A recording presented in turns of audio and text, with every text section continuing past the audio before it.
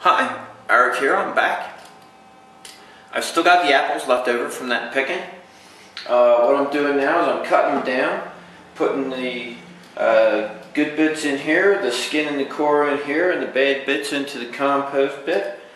I'm going to make apple preserve, good for pies, jelly, jam, and I'm going to make this into apple jelly. This is going to be preserve or a jam.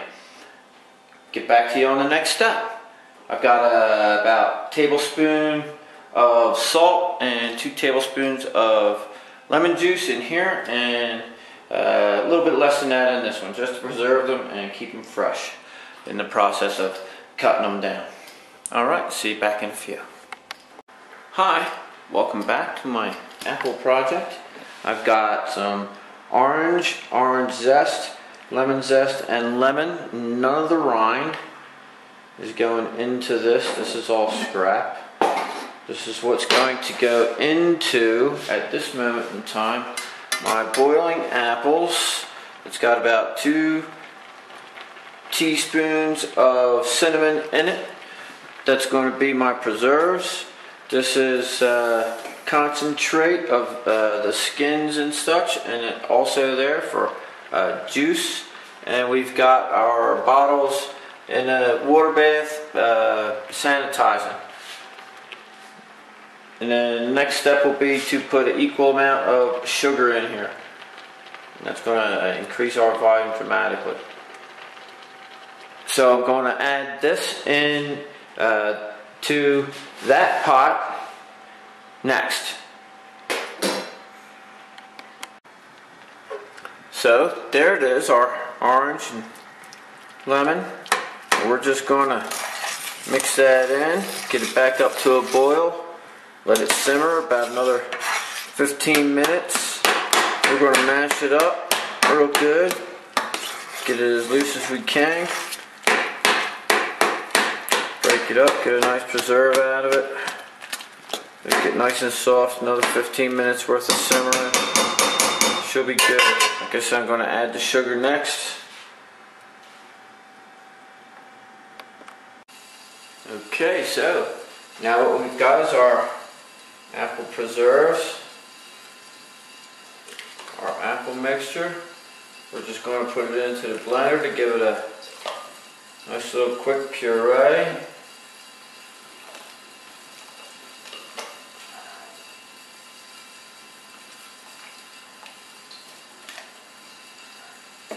We now have a new bottom on our blender. Just received in the mail a week ago, a couple days ago, sorry, a few days ago.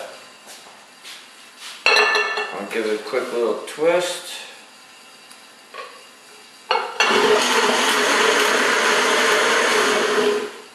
Nothing crazy, just enough.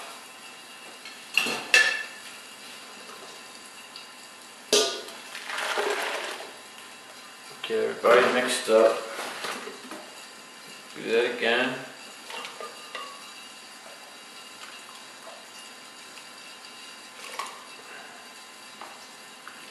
Until we get it all in there.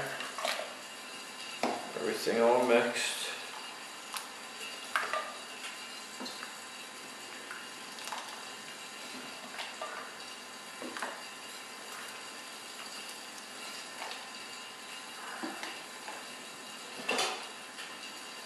Makeshift lid.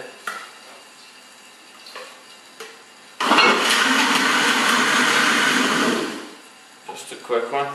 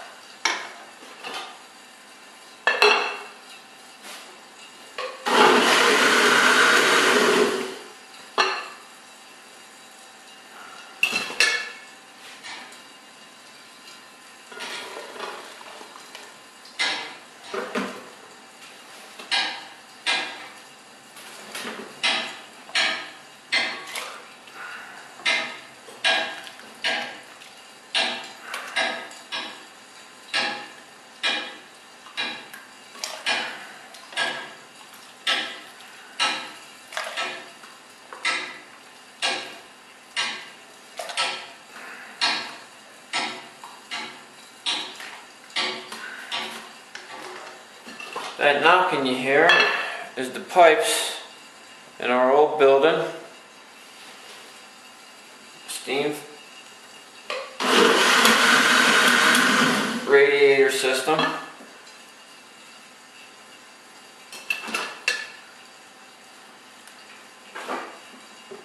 Always be careful with hot liquids.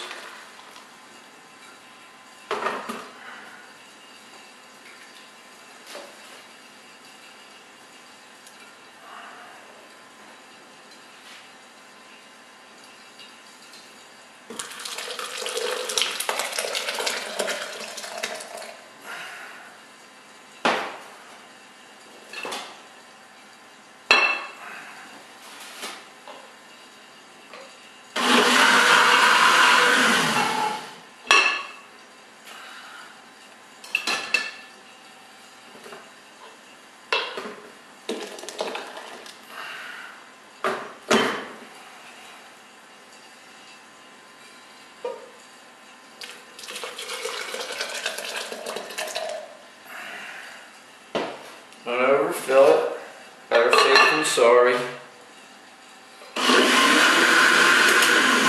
Easier to pour it a few more times.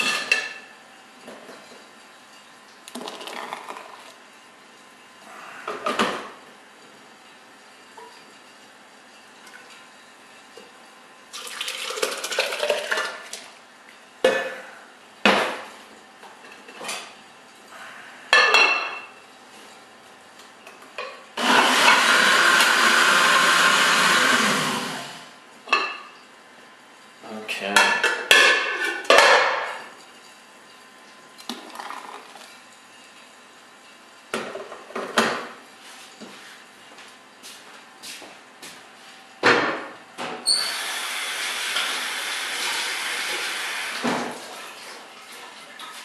So now that we've got that, our next step will be to get that into the jars, which I'll pull out and prepare in a moment. Thank you. Okay, so here's what I've got so far. I got 11 half-pint jars soaking in a water bath. They've been in there for about maybe 3 minutes. And I got 6 more ready to go in here because this guy's still got some stuff left. So I'm about to do that and get back to you. Thank you. Thanks for watching. Okay, so now here we've got 11 jars in the back that are 10 minutes ahead of 8 jars in the front, 19 all together. I'll give them at least a 20-minute water bath each. They're all covered. And then we'll set them upside down when we're done. And they'll be good to go for long-term storage. Alright, hi folks, I'm back with my, I'm calling it an apple marmalade at this point. It's the day after, I took a jar and I opened it up and it was still running. So what I did is I opened up all my jars, I put them back into the pan and cooked them down for another hour. I also added 4 packages of Knox, K-N-O-X, Knox gelatin, unflavored gelatin. So I wound up with 14 and a half jars instead of 19.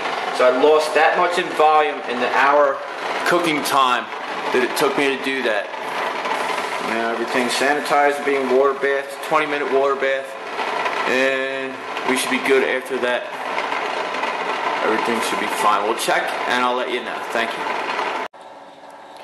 And here is the finished product of the apple marmalade. And there was 14 jars in total. Test it out in 2 more days. I'm going to put one in the fridge and see how they set.